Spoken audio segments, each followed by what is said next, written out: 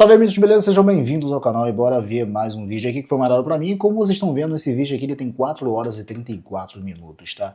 Provavelmente ele vai ter uma, duas, talvez 3 partes. Eu não vou ver 4 horas assim diretão não, tá bom? Já vou avisando logo. Então, é sobre um vídeo falando a respeito da timeline definitiva de Castlevania, tá? Provavelmente eu veja até um dos tópicos aqui, eu acho que é até aqui, se eu não me engano, é que termina, se eu não estou enganado. Eu não vi esse vídeo ainda, tá? Só pra vocês ficarem situados aí, tá? Creio eu que aqui já, quando tem essas partiçõezinhas aqui, geralmente é porque é um outro tópico, tá? Então vai ser mais ou menos até aqui que eu vou assistir, tá bom? Até a metade, mais ou menos aqui, 2 horas e 20, sei lá. Tá bom? Então, deixa eu soltar o play aqui e bora lá naquele mesmo esquema em 3, 2, 1, peleia. Vamos lá.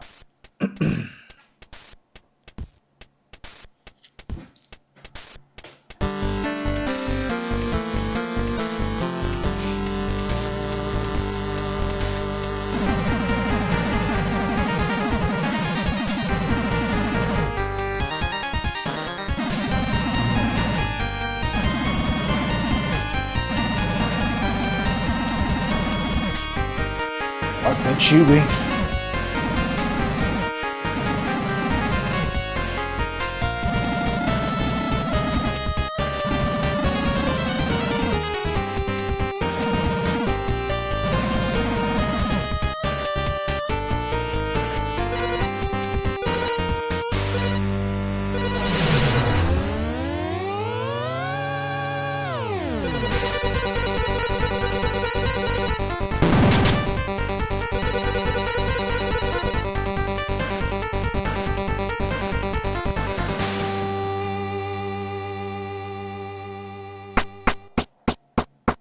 Pequeno castelo? Nossa.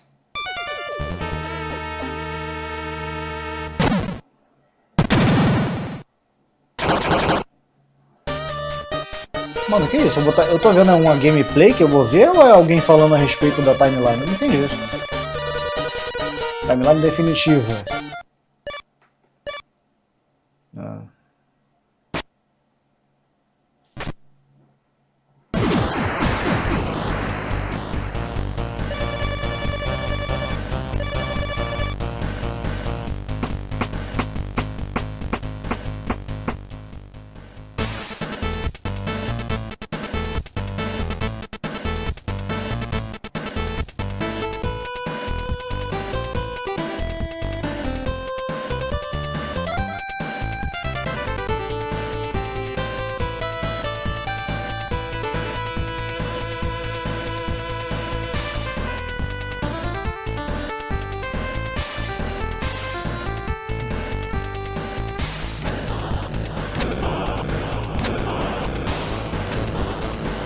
Nossa, antigo pra caraca.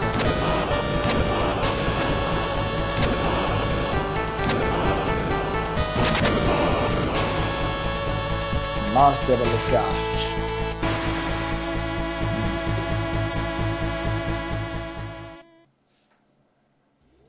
Saudações amigos e amigas, me chamo Master Alucard e costumo trabalhar com Castlevania aqui na plataforma do YouTube. De 2017 pra cá, criei uma missão pessoal de jogar todos os games da saga dos Belmonts, produzindo vídeo-análises com criticismos pessoais e bastante humor sobre cada um deles. Quando menos percebi, já estava completamente absorvido pela comunidade, que recebeu meu trabalho de maneira muito positiva. Atualmente, devo minha profissão aqui no YouTube a essa maravilhosa série de jogos criada pela Konami. Durante minhas jogatinas e escritas aqui pro canal, já fui bastante vocal a respeito do enredo de Castlevania, algo que, para mim, é secundário perante o meu amor maior pela jogabilidade, atmosfera e carisma da franquia. Nunca joguei esses games primariamente por causa da trama, e por isso não dava tanta importância para esta no passado. Isso foi mudando conforme os anos foram passando, e devagarinho me informei melhor sobre certos eventos, eventos, sobre as aventuras de alguns dos personagens e sobre o background geral da franquia, que honestamente não é exatamente fácil de acompanhar se você apenas joga os produtos casualmente. Castle é uma série rica em história, mas ela está dispersada através de traduções frouxas, manuais, entrevistas esquecidas, revistas japonesas e tudo mais o que se imagina. A Konami não fez um bom trabalho adaptando tudo que os Belmonts têm a oferecer em seu legado quando trouxeram a saga para o ocidente, algo que alterou a percepção de muitos fãs mais antigos. Existem muitas informações, teorias e acontecimentos que ficam mais claros se traduzidos diretamente dos jogos japoneses, muitos dos quais eram escritos ou supervisionados por Koji e sua equipe. Esse conhecimento, infelizmente, não é fácil de consumir, visto que ele exige um trabalho maior de pesquisa, leitura e interpretação. Com essas dificuldades em mente, resolvi produzir algo que já devia ter feito há mais tempo, mas que não me sentia preparado. Um vídeo contando a história real de Castlevania, de uma maneira detalhada para que você que está assistindo possa entender melhor esse universo. As informações aqui vão ser condensadas de uma maneira que se perca o mínimo possível, mas que também não se torne maçante de assistir. Para isso, estarei contando com a ajuda de Mário Santos, conhecido artista de pixel art que atualmente está dirigindo o fangame Castlevania Seal of the Eclipse, que você deveria dar uma olhadinha se não viu ainda. Mário participa na comunidade como The Plot Twist, contribuindo demais com traduções de texto, pesquisa e levantamento de hipóteses a respeito do passado e do futuro de certos personagens e muitas outras coisas que fizeram a discussão continuar por muitos anos. Se existe uma pessoa nesse Brasil que entende de lore de Castle, é ele, sem comparação. E de bônus pra essa coisa toda, esse cara também é um artista de pixel art fenomenal, uma pessoa extremamente inteligente, um amigo querido e um cara com ótimo gosto, como vocês podem ver aí na tela.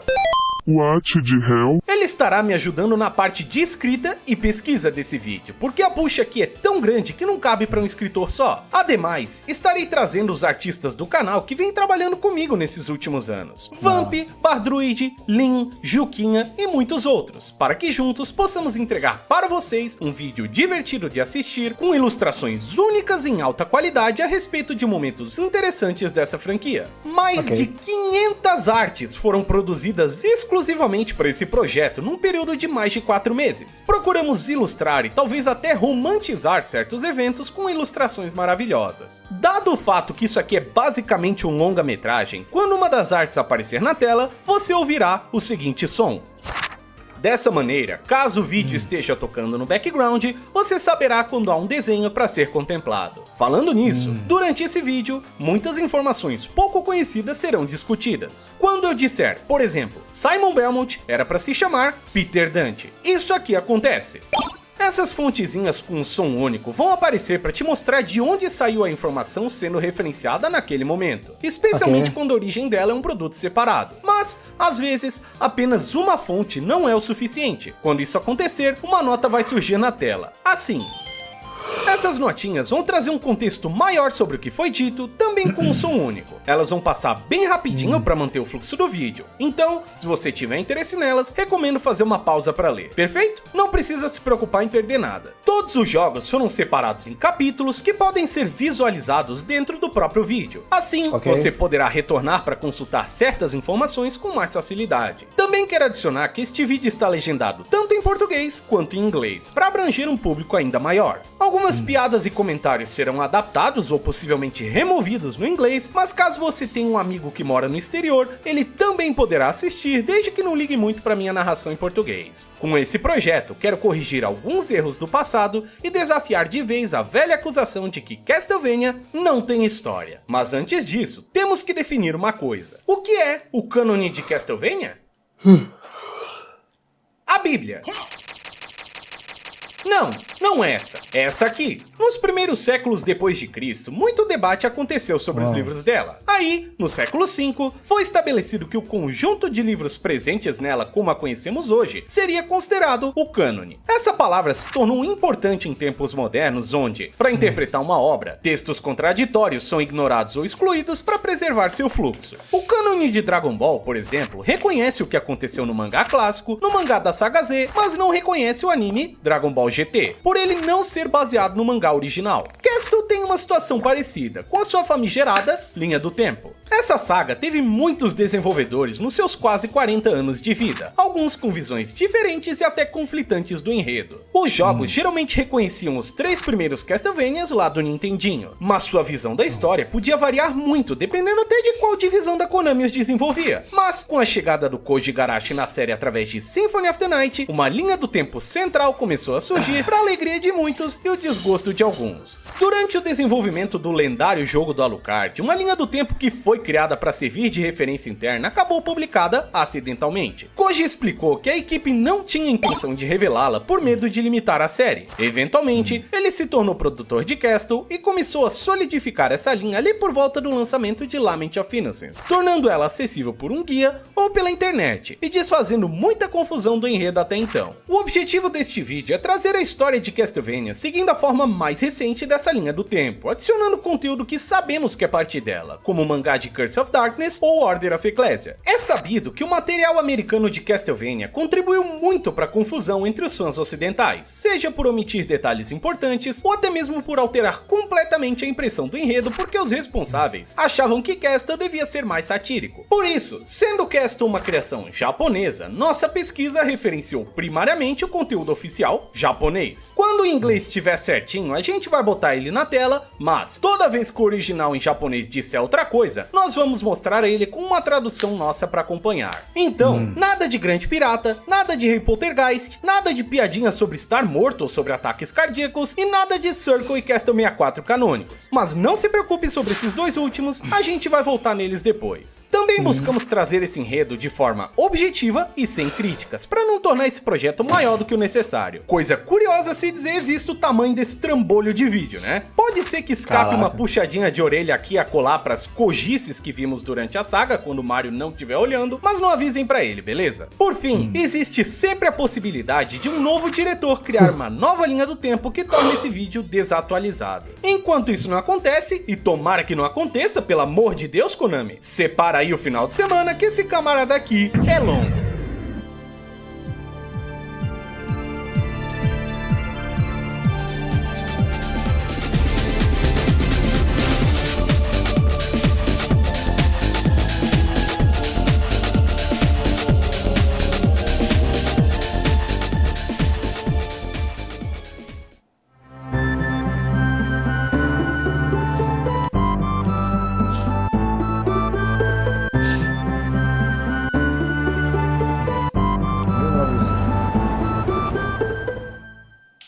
Abrimos o conto de Castlevania com Lament of Innocence, a aventura que retrata onde tudo começou, a origem do conflito entre os Belmonts e o Drácula, do poderoso chicote que a família carrega e de sua luta milenar contra a Noite Eterna. Acompanhamos os passos de Barão Leon Belmont, um cavaleiro europeu que teceu sua fama protegendo o domínio de nobres. Devido à expansão da influência da igreja no século XI, o loirinho também serviu de espada contra hereges, generosamente sendo chamado de Protetor da Paz. Segundo relatos, suas habilidades em combate não eram nada menos do que absolutas. Leon contava com a amizade de um habilidoso estrategista chamado de Matthias Kronkvist, um homem poderoso, inteligente e, acima de tudo, educado formalmente, visto que o povão daquela época não tinha escola para frequentar. Graças a seu trabalho conjunto, a sociedade de cavaleiros da qual faziam parte ganhou prestígio e influência, solidificando a confiança de ambos em uma amizade duradoura e verdadeira. Mas essa história não poderia realmente começar sem algum tipo de tragédia, e o afetado da vez não foi ninguém menos do que Matthias. Sua esposa, Elisabetta, sofre uma trágica e repentina morte por uma doença não descrita, levando o estrategista a uma espiral de depressão e tristeza que o impede de participar nas atividades de sua ordem. Mesmo com a falta de seu amigo, Leon, sendo o absoluto shed que ele é, mantém o funcionamento das atividades de sua irmandade por mais um longo ano. Estranhamente, seu território começa a ser atacado por um exército de monstros, dos quais este não pode retaliar sem a permissão da igreja, que ainda está focada em sua guerra contra pagãos. Em um belo dia, Matthias, reunindo suas forças, revela em meio aos acontecimentos que estes monstros estão ligados a um castelo de um poderoso vampiro localizado na floresta conhecida como Noite Eterna. Como desgraça pouco é bobagem, Sarah Trantow, a prometida do Belmont, foi sequestrada e levada a este lugar durante sua ausência, um dia antes do seu casamento. Sem outra escolha, Leon renuncia suas posses como nobre guerreiro pela igreja e segue em direção à floresta, sozinho, armado apenas de sua coragem. Ao adentrar no local, este conhece Rinaldo Gandolfi, um alquimista que reside nos arredores do castelo e que ajuda caçadores que têm coragem de enfrentar o vampiro que governa o lugar, Walter Bernhard. Este poderoso e orgulhoso ser das trevas gosta de brincar com suas presas antes de matá-las, e a ajuda de Rinaldo serve para deixar essa brincadeira mais interessante. O velhão também revela que ele tem uma treta pessoal com Walter, e, sabendo que está na companhia do conhecido Belmont, resolve ajudá-lo armando o rapaz com um chicote, que a esta altura do campeonato é chamado simplesmente de Chicote da Alquimia ou Whip of Alchemy em inglês.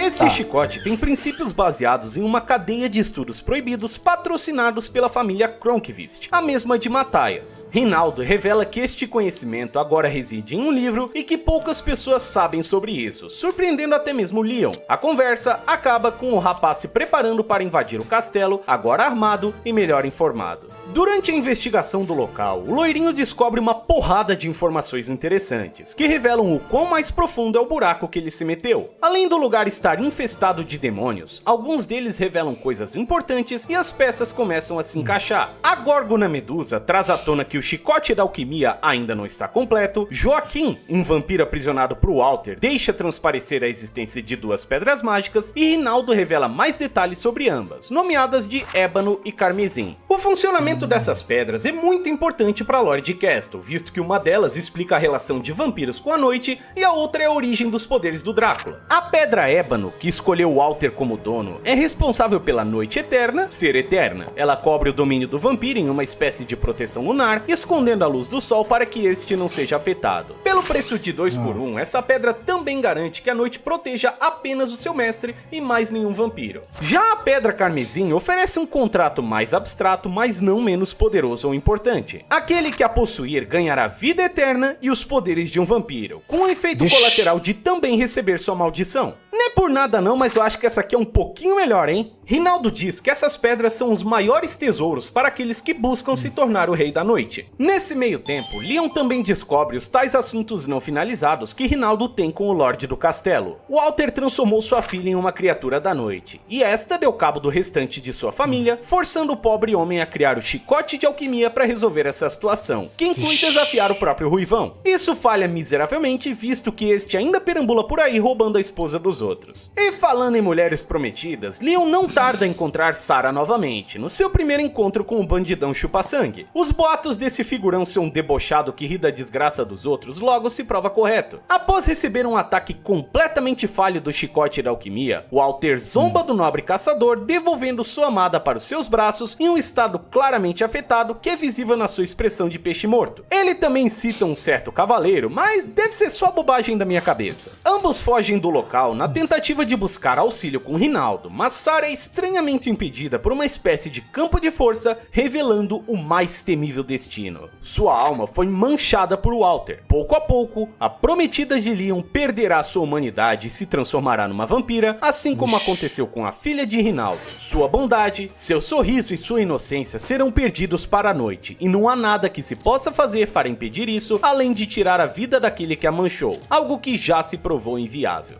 Diante de uma situação impossível, Rinaldo ergue a faísca da esperança: completar o chicote da alquimia para derrotar o Walter. Para que isso aconteça, é necessária a utilização de uma alma impura que confie cegamente naquele que está participando do ritual. A arma a ser transformada deve ser brandida contra o sacrifício, unindo a essência do espírito com a força da vontade do portador. Antes que o desespero se aposse completamente sobre Belmont, Sarah, que ouviu tudo, abertamente se oferece para completar a arma sagrada. Hesitante, Leon aceita e o ritual se inicia.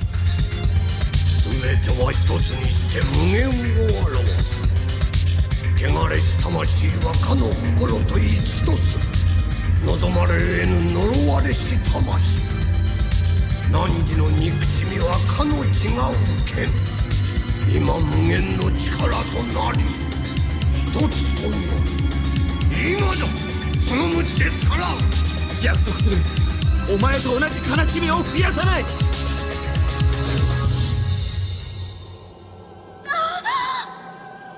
ありがとう、レオ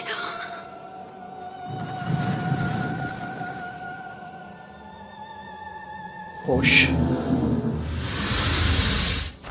nasce o Vampire Killer, a arma ancestral dos Belmonts. Vou tomar essa oportunidade para citar algumas curiosidades sobre o chicote.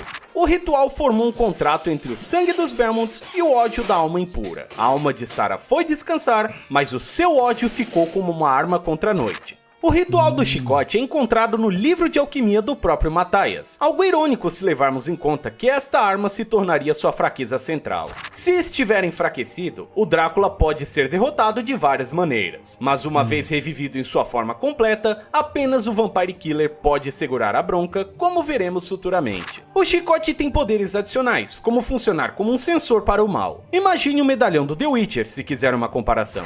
A Morningstar é um upgrade do Vampire Killer baseado na força espiritual do usuário que o está brandindo no momento. Mesmo o chicote, forma diferente. Com o dito cujo em mãos e viúvo antes mesmo de ter casado, Leon se prepara para esquentar a lomba do ruivo desgraçado que aprontou tudo isso. E apesar de não ter relevância nenhuma pra plot, lembre-se que Leôncio Belmont é o cara que fala isso. I'll kill you and the knight. Interesting.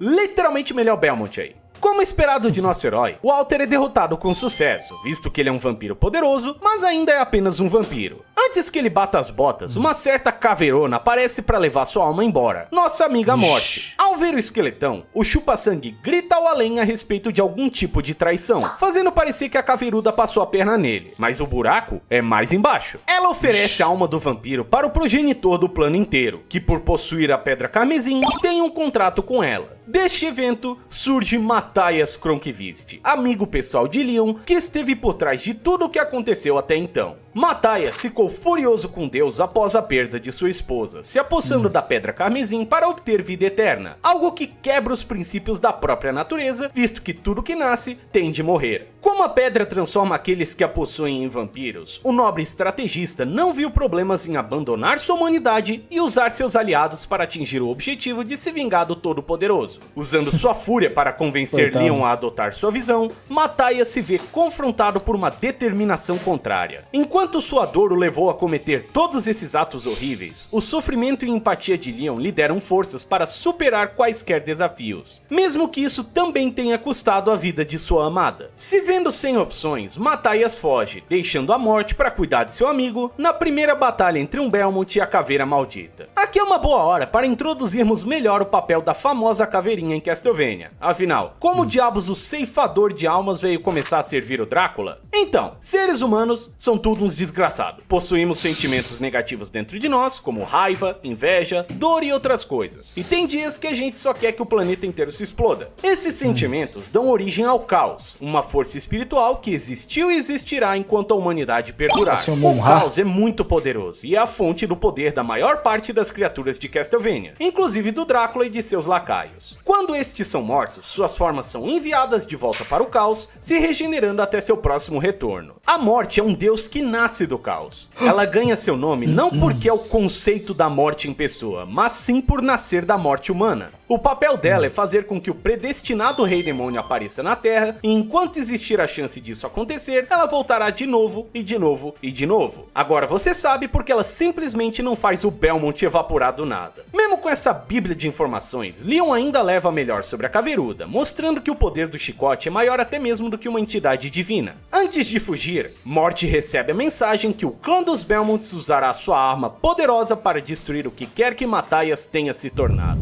From this day on, the Belmont clan will hunt the Knight!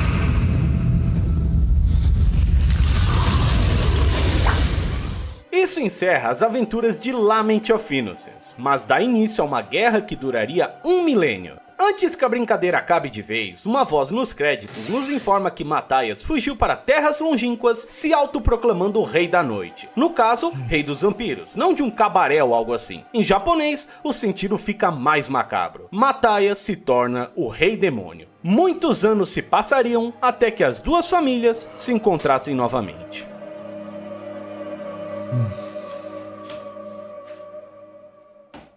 O final de Lament nos coloca num dos momentos mais misteriosos da franquia Castlevania. Podemos chamar este período de Os Anos Perdidos. Entre Leon e Trevor Belmont existem mais ou menos 400 anos de poucas informações, sendo este o maior gap entre acontecimentos da timeline e também o que menos temos referências consistentes para trabalhar. Não sabemos exatamente qual fim específico Leon e Rinaldo tiveram e o que estes fizeram com suas vidas após escaparem do castelo de Walter, ao menos não em detalhes. Com o Leon dá pra chutar, ele arrumou uma nova esposa e deu continuidade à linhagem dos Belmonts, provavelmente chapinhando uns capeta aqui e acolá pra manter a forma. Já no caso do Rinaldo fica mais difícil de deduzir, visto que seu nome não ecoou pela eternidade como algumas outras famílias que viremos a conhecer. Após os eventos do primeiro jogo da linha do tempo, os Gandolf simplesmente desapareceram. Pós-Lament que entra o real mistério das coisas, onde fatos ficam embaçados e dados são pouco trabalhados. O que se sabe vem de entrevistas e comentários do Iga quando ele era cabeça de Castle ou de informações coletadas em manuais e guias oficiais. Tudo isso pode acabar mudando um dia se a Konami explorar essa parte da timeline, que cabe uns 5 jogos tranquilamente, se não mais. Mesmo assim, é sabido que os Belmonts continuaram caçando vampiros e outras criaturas da noite nesse meio tempo, provavelmente buscando impedir que uma situação parecida com a de Sarah acontecesse com outras pessoas. Não se sabe o número exato de membros da família que existiam durante esse período, mas tomando outros séculos como média, dá pra imaginar que houveram uns bons 5 para 10 Belmonts que a gente não conheceu. Isso eleva também a questão do que o Matthias estava aprontando nesse meio tempo. Ele se denominou Rei da Noite, devagarinho trocou o nome pra Drácula, e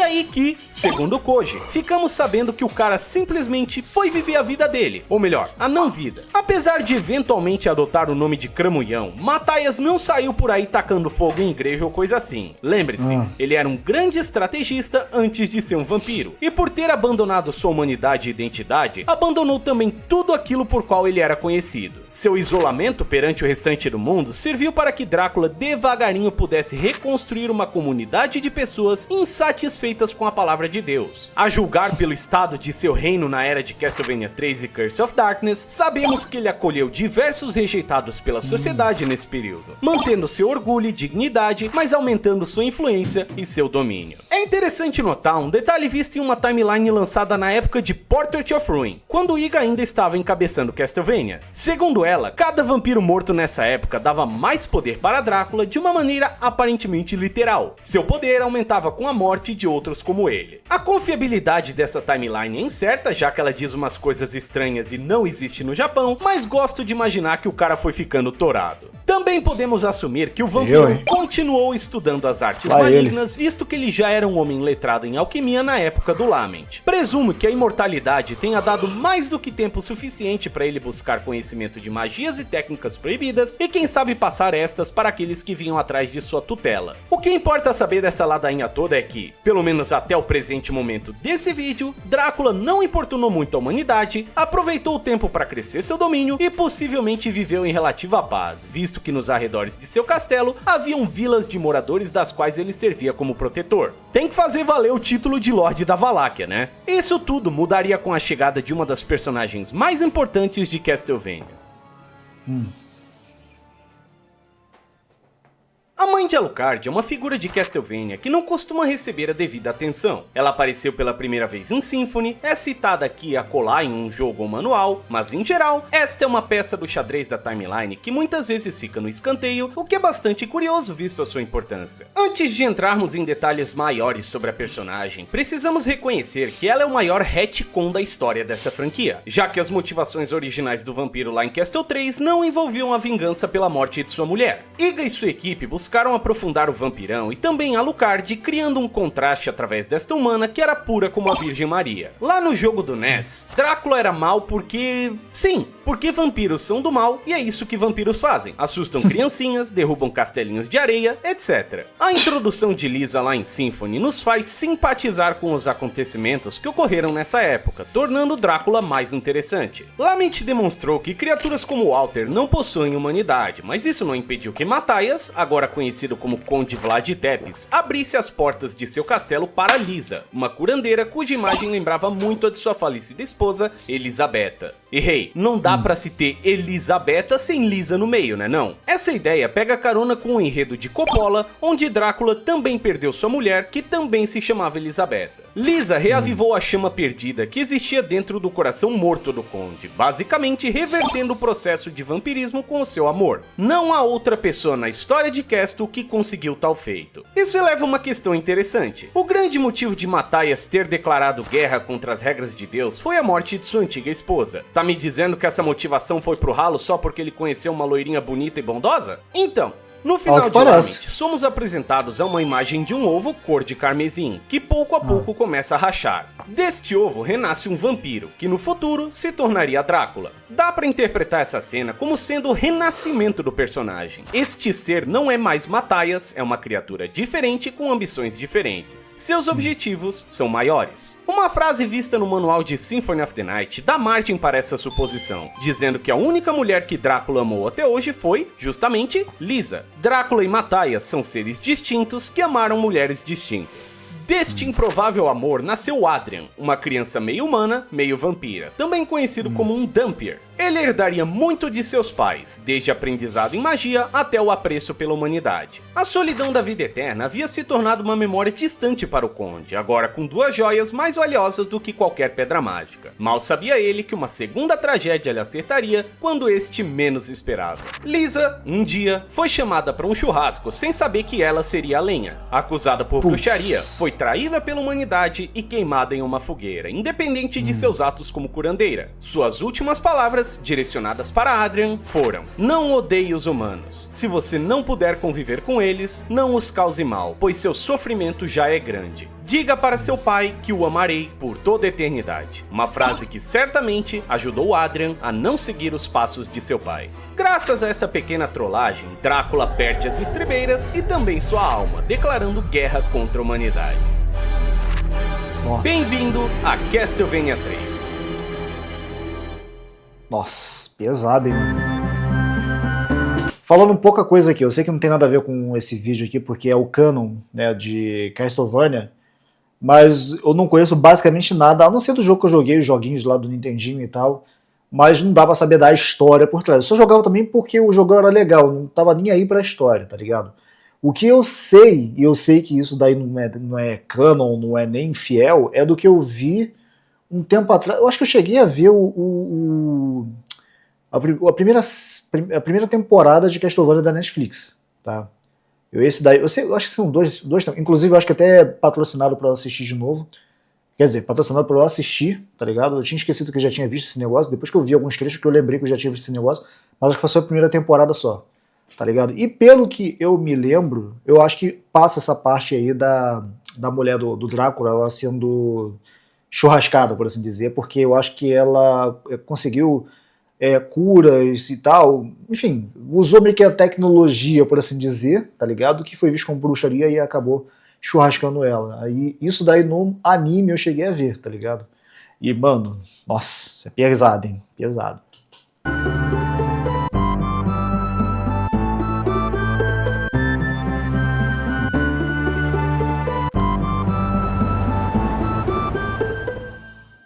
É engraçado reconhecer a importância do terceiro jogo para a história dessa franquia, visto que ele é um game lançado lá na época do NES, onde jogos eram feitos primariamente com o público infantil em mente. Esse eu joguei. Há de se pensar que não há história por aqui, certo? Errado. Graças à localização ocidental deste jogo, diversas concepções incorretas sobre Castle 3 persistem até os dias de hoje.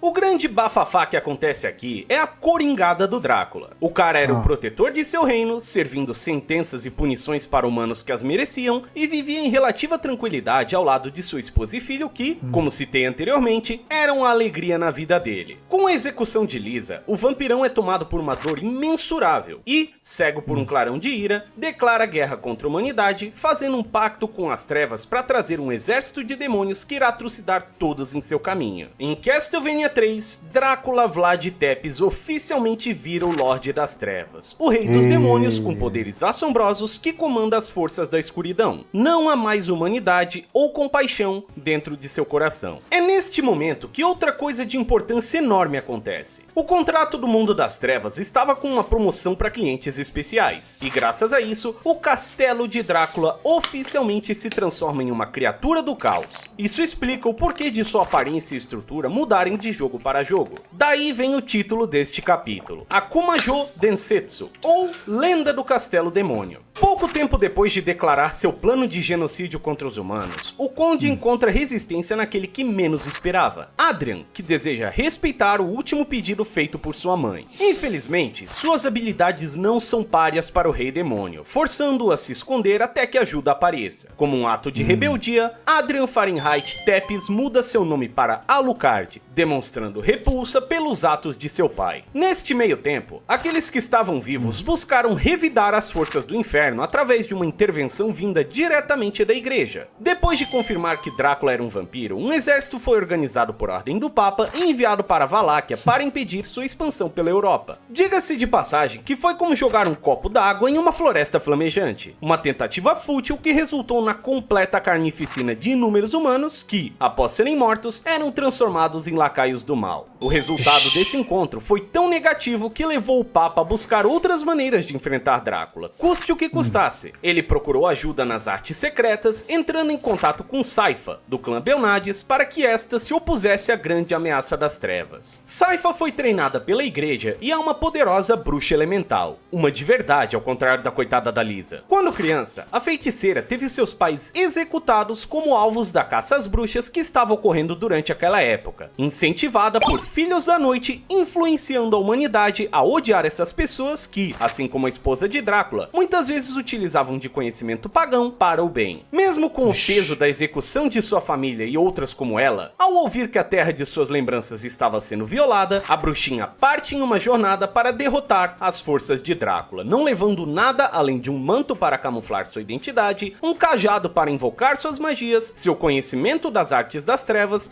e a sensação de dever por sua terra natal. Infelizmente, Saifa Belnades falha em sua missão após ser surpreendida por um ciclope, monstro com capacidade de transformar os outros em pedra. Sua jornada tragicamente acaba antes mesmo de sua chegada nos portões do castelo. Desgraça acomete outros moradores de Waláquia, que tentam oferecer resistência ao massacre do Rei Demônio. Famílias são perdidas, casas são abandonadas e destruição e morte substituem a esperança. Dentre os afetados está Grant Dynasty, um articulado e orgulhoso morador local que perdeu sua família nas mãos do Cramunhão. Sua sede por justiça consegue levá-lo para dentro do castelo, onde este é confrontado por ninguém menos do que Vlad Tepes. Para seu azar, suas acrobacias não são suficientes para conseguir sua vingança, e graças a isso, Drácula amaldiçoa Grant, transformando-o em uma criatura horrenda que protegeria a Torre do Relógio. Derrota após derrota, a humanidade se vê sem opções. A certeza de uma era de escuridão é praticamente confirmada e Valáquia está completamente tomada por criaturas demoníacas. A falta de notícias de Saifa confirma que o pior aconteceu, levando o Papa a realizar uma busca incessante em prol de um resquício de esperança, que reside numa família que se isolou do mundo. É interessante notar que séculos de lutas contra criaturas das trevas criaram uma espécie de barreira entre a família Belmont e a humanidade. Alguns até os acusavam de serem vampiros. Mesmo assim, Trevor, o único membro vivo encontrado na época, responde ao chamado do Papa, munindo-se de seu poderoso chicote e de sua determinação insondável. Aqui, damos início aos eventos de Castlevania 3 que vemos no videogame.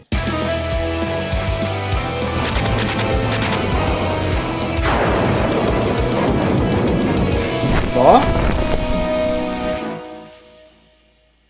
Canonicamente, sua jornada é tratada de maneira similar à vista nos jogos. Ele ajuda a Grant a se destransformar, reverte a maldição de petrificação de Saifa Belnades, matando o Ciclope, e é testado por Alucard, que tenta enganá-lo ao se passar por Drácula pra ver se esse doidinho do chicote realmente era coco duro. Ele não se decepcionou. Com a ajuda de seus 3 novos companheiros, Trevor invade o castelo, senta a lenha no inferno inteiro e dá cabo de Drácula Vlad Tepes. Certamente com mais drama e emoção do que eu tô passando aqui, mas isso eu deixo pra imaginação de vocês. Com a morte do vampiro, Valáquia poderia voltar a respirar o ar da esperança. Afinal, o mal foi eliminado em sua raiz, certo? E outra, se este fosse o fim, por que raios teriam mais Castlevanias? Trevor matou Drácula, mas o desgraçado sempre volta. Qual a inconsistência aqui? Senta que lá vem história. Antes de bater as botas de vez, Drácula lançou uma maldição sobre a Valáquia que estaria presente mesmo em sua ausência. A fome se espalharia, doenças mortais iriam contagiar a população e o coração dos homens seria manchado pela maldade. A derrota do Conde foi apenas a morte do mensageiro. A mensagem já havia sido enviada. Além disso, Drácula não é mais considerado um vampiro tradicional, como Walter, Carmilla ou Aurochs. Fazer o pacto com as trevas o transformou em um presságio da maldade. Sempre que a fé dos seres humanos falhar e a sede de destruição falar mais alto, Drácula estará apto a voltar ao mundo através do trabalho de seus seguidores. Depois que a crise terminou, Trevor selou o castelo numa dimensão alternativa, o Corredor Infinito, utilizando seu sangue como chave para lacrar a fonte do poder do Drácula. Hoje nós sabemos que isso não resolveu o problema permanentemente, mas essa atitude comprou tempo suficiente para o desenrolar do destino. Um breve espaço para um fôlego, mas não muito mais do que isso. Para darmos o fechamento nos eventos de Castlevania 3, Trevor e Sypha se casam, aparentemente a pedido dela, Grant decide reerguer a Valáquia abandonando a sua vida de conflito, e Alucard, ciente de seu sangue amaldiçoado, decide se isolar em um sono fúnebre, guardando sua dor e seu sofrimento no conforto da memória de sua mãe. A morte de Drácula encerrava um importante arco da história do mundo, e apesar de ainda existir muito a fazer, o sol podia raiar novamente. O que ninguém imaginaria é que, durante todos esses acontecimentos, uma silenciosa guerra era travada entre dois lacaios de Drácula. Ixi, quem são esses aí?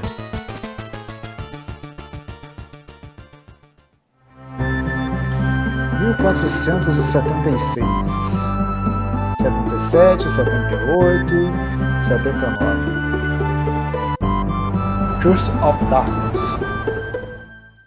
Seguindo a linha dos jogos, Castlevania 3 dá direto em Curse of Darkness. Entretanto, este ganhou uma história de prólogo através de dois mangás: Prelúdio da Vingança, da Yami Kojima, e Maldição das Trevas, do novelista Sakurako Yamada, ou Kou Sasakura, para os mais íntimos. O primeiro vinha como um bônus de pré-compra do Curse no Japão, e o segundo era vendido separadamente como um mangá de 2 volumes. Ambos partem da mesma história, mas o da Kojima é mais resumido e se preocupa menos com linearidade, e o de Sasakura já é mais extenso e entrega um formato novelizado. Então, qual é o canônico? Quando discuti a sua versão no mangá, a Yami disse isso aqui: a produção do conteúdo bônus progrediu de forma rápida, e mesmo que não tenha ficado perfeito, eu fiz o melhor para desenhá-lo. O objetivo desse projeto não é resumir episódios, mas sim de ser um ponto de partida para a imaginação de todos. São páginas pequenas e nós apreciaremos se vocês as verem assim. Enquanto o conteúdo bônus que acompanha o jogo tem suas restrições de expressão, existe um quadrinho no Japão que pode ser livremente estabelecido como sua história e apreciado em sua forma completa, escrito por Kou Sasakura. Perdão pela minha presunção, mas eu espero que você aproveite para ler ele também. Dessa vez funcionou assim até para mim, e isso pode ser confuso para aqueles que se importam com a história. Cada um dos conteúdos foi criado do mesmo enredo,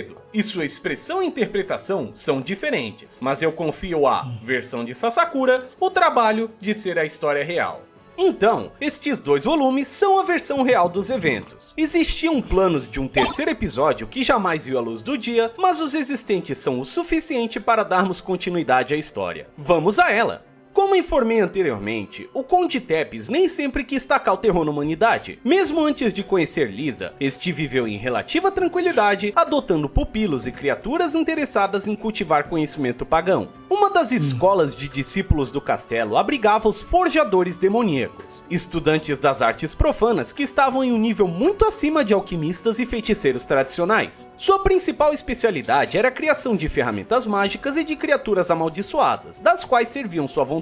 Estes poderosos e raros magos eram a força da elite de Drácula, pessoas importantes com habilidades reconhecidas até mesmo por criaturas vindas diretamente do inferno. Ademais, estes também eram formidáveis guerreiros, sendo um perfeito balanceamento de inteligência profana e força sobrenatural. Tê-los debaixo de sua asa era um ótimo investimento vindo da parte do vampirão. Dentre os moldadores das trevas presentes no castelo, 2 se destacavam: Isaac, de aparência esguia e cabelos ruivos, e Hector, um ponderado e solitário homem que veste cabelos prateados como o luar. Graças às suas habilidades extraordinárias e a uma devoção fervorosa, estes forjadores se tornaram generais do castelo, uma posição mais do que respeitosa para seres humanos comuns. Isso não impedia Isaac de invejar seu equivalente, que caiu nas graças de Drácula devido à sua assombrosa facilidade de lidar com os estudos proibidos, uma dívida paga de uma infância turbulenta. Seus poderes chegaram a ser comparados com os da própria morte, que, devo lembrar, é uma entidade divina.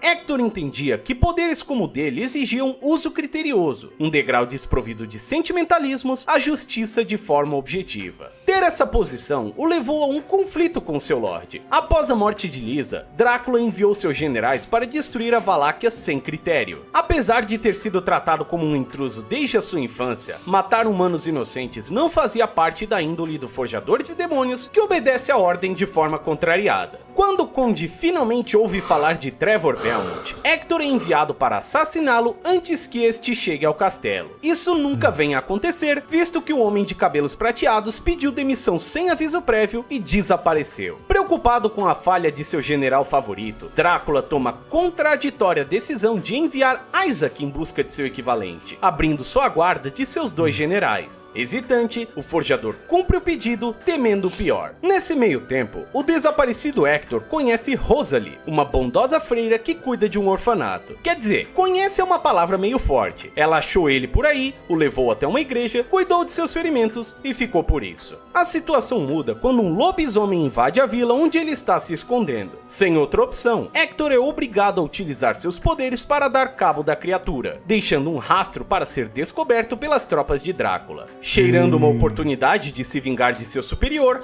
Isaac mata seus companheiros antes que estes possam dar as notícias para seu patrão e parte em direção à vila. Encurtando um pouco a história, ambos se encontram após Hector fugir da igreja. O bate-papo entre eles é breve e dá início a uma batalha, que é rapidamente interrompida pelo pior cenário possível. Pior para Isaac, no caso. Na ausência de seus campeões, Trevor entra no castelo, faz a dancinha do Fortnite no corpo de Drácula e acaba com os sonhos de uma era de escuridão prometidos pelo recém-falecido. Não preciso dizer o que acontece com o Ruivinho, né? Com uma mistura de ódio e de culpa pelo acontecido, Isaac se destabiliza o suficiente para receber um golpe de sorte de Hector, fazendo-o cambalear até que ele caia de uma montanha. Ferido, o Homem de Cabelos Brancos é encontrado por Rosalie, que o leva de volta para a vila para cuidar de seus machucados. Por infortúnio do destino, Isaac também sobrevive, com a grande diferença que ele não tem uma loirinha bonita para fazer massagem no final do dia. Frustrado e odioso, ele jura vingança contra seu companheiro general. 3 anos se passam, e Hector começa a se enturmar entre os humanos do qual achava que nunca faria parte. Com o suporte de Rosalie, que agora se tornara sua esposa, e o amor das crianças presentes no orfanato, ele finalmente percebe que seu lugar não é ao lado da escuridão, renunciando seus poderes. Como nada que é bom dura nessa porcaria de Valáquia, somos lembrados que a maldição de Drácula ainda está no ar, sujando o coração dos homens com maldade e ignorância. Em uma bela tarde, Hector percebe que sua esposa está demorando demais para voltar do vilarejo para o qual ela foi vender maçãs. Seguindo até o local, uma ironia gigantesca do destino acontece. Rosalie passou por um processo seletivo para morrer na fogueira, sendo acusada de bruxaria. A escuridão retornou para a vida de Hector e agora ele quer vingança. Você já ouviu essa história antes e ela está para se repetir. Esta prequela acaba com Isaac, arquiteto dos boatos falsos, observando o sofrimento daquele que o humilhou no passado. Que maldade. O popular jogo de PlayStation 2 dá sequência à história que acabamos de acompanhar no mangá. Após a perda de sua esposa, Hector descobre que Isaac estava por trás de sua injusta execução e vai atrás do arquiteto de sua miséria. Ao encontrá-lo nas ruínas de um castelo abandonado, Hector, agora tomado por uma fúria nunca vista até então, ameaça que terá sua vingança perante o Ruivinho. Pouco impressionado, Isaac retruca que isso será impossível. Por ter renunciado a seus singulares poderes, o Forjador Prodígio não passa de um mero humano que poderia ser facilmente destruído, algo que, segundo suas palavras, não seria o suficiente para pagar pela traição que resultou na morte de Drácula. Cego de raiva e ódio, Hector traça um caminho similar ao de seu antigo mestre, novamente adotando os poderes da escuridão para entrar em uma espiral de vingança. O plano que Isaac está desenvolvendo envolve o despertar completo dos poderes de seu oponente, visto que, ao explorar um pouco as redondezas, Hector se depara com um demônio inocente dormente com instruções para despertá-lo. Essas criaturas só podem ser criadas por forjadores demoníacos, solidificando a hipótese que o Ruivinho quer uma batalha de 1 para 1. Após obter sucesso em despertar a criatura, o forjador é surpreendido por Zed, um sacerdote que busca livrar a maldição de Drácula das terras de Valáquia. Segundo suas palavras, Isaac é o protetor do feitiço maligno, e enquanto seu coração bater, esta terra continuará sofrendo. Como botar maionese no pastel, isso dá uma nova motivação pro protagonista da história. Você tá dizendo que eu posso me vingar do ruivo safado e ainda resolver a praga que o vampirão botou mundo afora? Nem nas Casas Bahia tem promoção boa assim. Direcionado para as montanhas da região, Hector se encontra com uma mulher de semblante muito similar ao de Rosalie, sua falecida esposa. Sim, Curse, a gente já entendeu que o Hector é o Drácula 2. Ao ser questionada, a moça revela ser uma bruxa fugitiva das terras do oeste, que atende pelo nome de Julia. Tendo Isaac como inimigo em comum, ela se dispõe a ajudar o forjador caso necessário. Vale notar também que ela diz ter a capacidade de enxergar o futuro, algo que não é exatamente usado de maneira óbvia na narrativa de Curse. É um velho caso de Deus escreve certo por linhas tortas, onde ela auxilia o personagem com diálogos apenas claros o suficiente para motivá-lo. A perseguição continua, gerando mais alguns curiosos encontros pelo caminho. O primeiro deles ocorre com um misterioso homem de cartola, que se apresenta como sendo Saint Germain. Resumindo Zé Bigodinho, ele é na verdade um viajante temporal que faz parte de algum esquema maior do destino. A maior parte de suas falas com os personagens de Curse dão a entender que ele já conhece os acontecimentos dessa história, como se já tivesse passado aqui múltiplas vezes, ou ao menos como se já tivesse observado o desenrolar das coisas de uma maneira esotérica. Ele sabe o que aconteceu com Rosalie, encontra o forjador precisamente quando quer e parece estar em uma missão pessoal para corrigir o fluxo do tempo. Com extrema brevidade, Germain solicita que a busca por vingança contra Isaac seja interrompida, sem detalhar exatamente o porquê. Confuso e irritado, Hector ignora esse pedido, visto que este vem de um completo estranho que recusa a falar mais a respeito. Em seguida, o forjador também se depara com ninguém menos do que Trevor Belmont, o lendário caçador que derrubou o antigo mestre de Hector. Ambos travam uma batalha e o nobre guerreiro suspeita que não está enfrentando alguém que diz ser a elite de Drácula. Seja por bondade ou por pena, Hector é deixado vivo para continuar sua busca. Nesse meio tempo, ele volta a se deparar com Zed e Saint Germain algumas vezes. Eles claramente tentam lhe manipular sem dar detalhes específicos de seus propósitos maiores, e fica um pouco difícil de explicar essa cena sem tirar a cortina mágica de quem é esse sacerdote Zed. Então, 1, 2, 3, a morte chegou para vocês.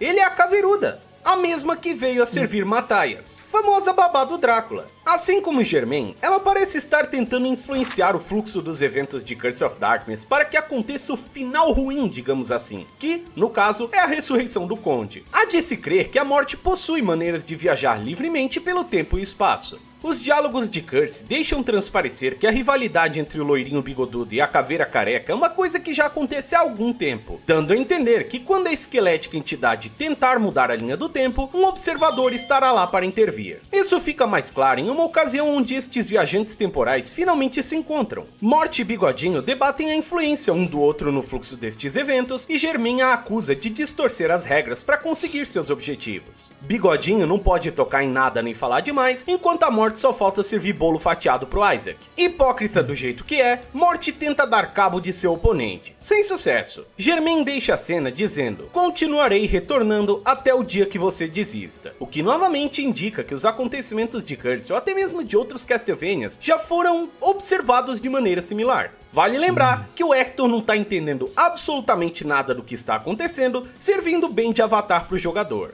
Após muito corre para lá e para cá nos repetitivos corredores do castelo abandonado, os destinados servos de Drácula finalmente se encontram para uma rodada de chute no saco sem perder a amizade. A porradaria não dura muito, pois Julia, a bruxa de antes, aparece para interromper o duelo. Descobrimos aqui que ela é irmã de Isaac, e que esta deseja ver sua Inquisição demoníaca ser parada de uma vez por todas. Segundo suas palavras, Isaac está sendo controlado pela maldição de Drácula, e só Hector pode colocar um fim nisso, mas não agora, porque ele não está preparado. Sendo essa uma das únicas vezes que a loirinha exerce algo próximo de um presságio, dá pra entender nessa cena que a falta de preparo do protagonista não é exatamente em questões de força, e sim de espírito. Se Hector matar seu oponente antes da hora, a maldição tomará seu coração. Ela não quer que isso aconteça nesse momento, pois ele ainda está preenchido pelo desejo de vingança contra Isaac, tornando-o uma presa fácil para a maldição. A jornada para recuperar seu poder continua, e novamente o forjador é confrontado por Saint-Germain, que caiu em uma armadilha temporal de Zed, separando-o das forças maiores que o observam. A morte tentou anular seus poderes para que ele parasse de persegui-la, mas adivinha só, isso abre uma oportunidade interessante. Como as regras que prendem Germain deixam de ser válidas por um breve momento, este aproveita a oportunidade para fazer um teste das habilidades do raivosinho descontrolado, não por querer impedi-lo, mas sim por um propósito mais interessante, que condiz exatamente com a sua profissão. Ele quer ganhar tempo. Após uma rápida batalha, o viajante chega à conclusão que sua influência já foi o suficiente. A linha do tempo voltou a fluir como deveria, permitindo que seu oponente possa seguir adiante. Antes de ir embora, ele pede para que Hector leve uma mensagem para Zed, desejando lembranças. Seguindo seu conselho, Hector marcha adiante, se deparando com uma luta entre Isaac e Trevor. Sua interrupção cria uma oportunidade para o Ruivinho picar a mula, o que é meio broxante, né não? Cadê a porradaria? Mas pare para pensar na seguinte hipótese. Caso Saint-Germain não tivesse lutado contra Hector dentro da armadilha temporal, este teria chegado aqui antes ou junto de Trevor, e juntos eles teriam derrotado Isaac. Como veremos adiante, se Hector assassinar seu algoz, a maldição toma conta dele e o objetivo da morte se conclui. A armadilha de antes acabou beneficiando o bigodinho de maneira acidental. Isso fica ainda mais óbvio quando El Carecon resolve dar as caras após o caçador de vampiros ir embora, lamentando que o derramamento de sangue não tenha ocorrido agora. Hector transmite o recado de Germain e adivinha só? Zed desmonta, se desesperando, pois percebeu a grandeza da situação. O loirinho de cartola venceu. Nem toda interferência da morte vai garantir o retorno completo de seu mestre, mas isso não vai impedi-la de tentar. Um pouco antes de sair correndo, Zed informa que Isaac pode ser encontrado em uma câmara secreta no topo do castelo abandonado lá no começo do jogo. E, sem muita escolha, é pra lá que o protagonista vai.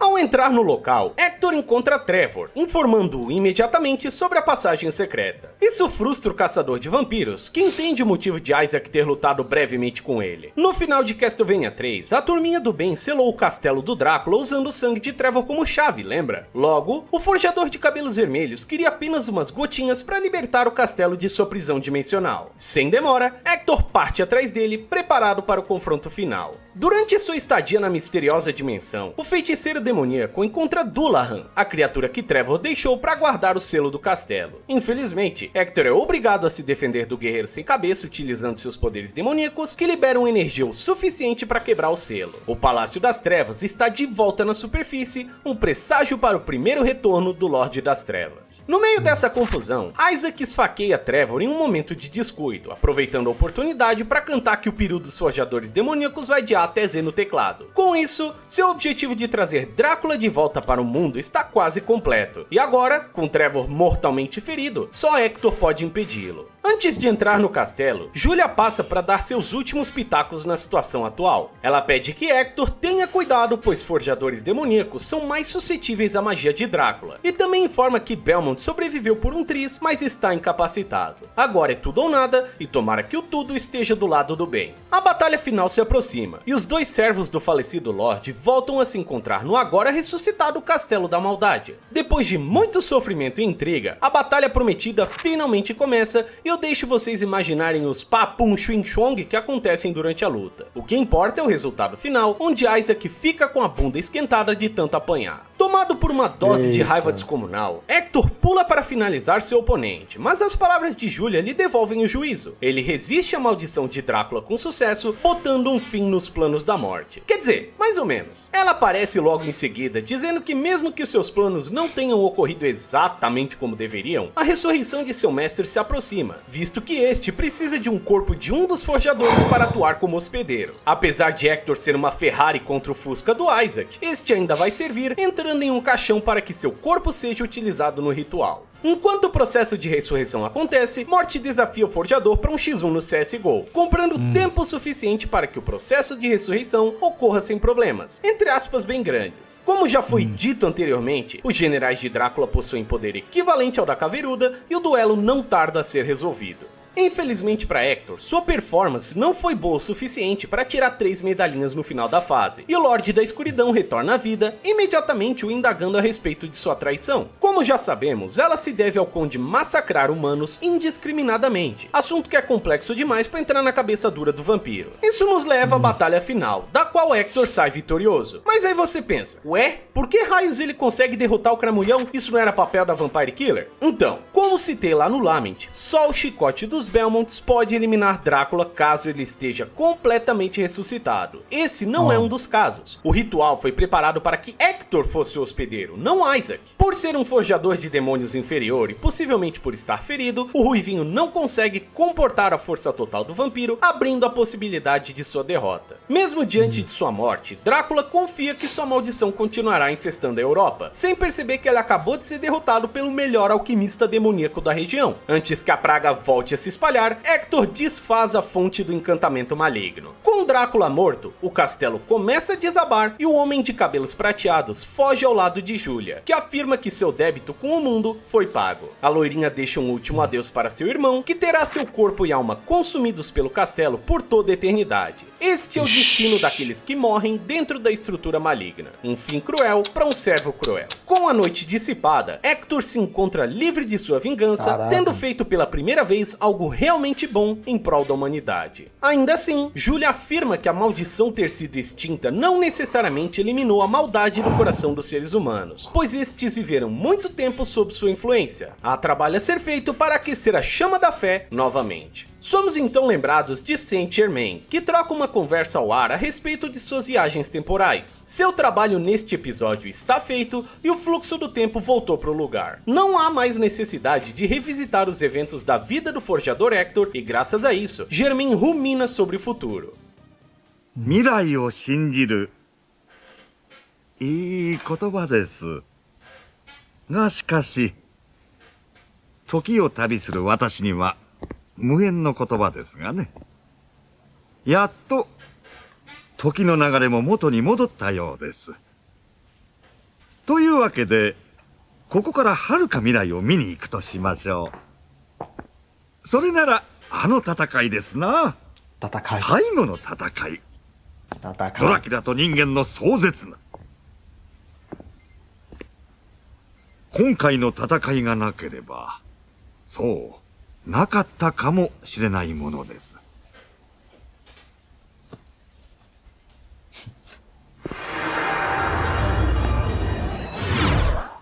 Pelo visto, Hector deitar o vampirão é muito mais importante do que parece. Quanto ao forjador e protagonista desse capítulo, ele vai ficar bem, pois opta em viver uma vida ao lado de Julia nas pacatas montanhas na qual eles se encontraram. O mal por hoje está vencido e ainda há espaço para alegria na vida do homem que salvou a Europa.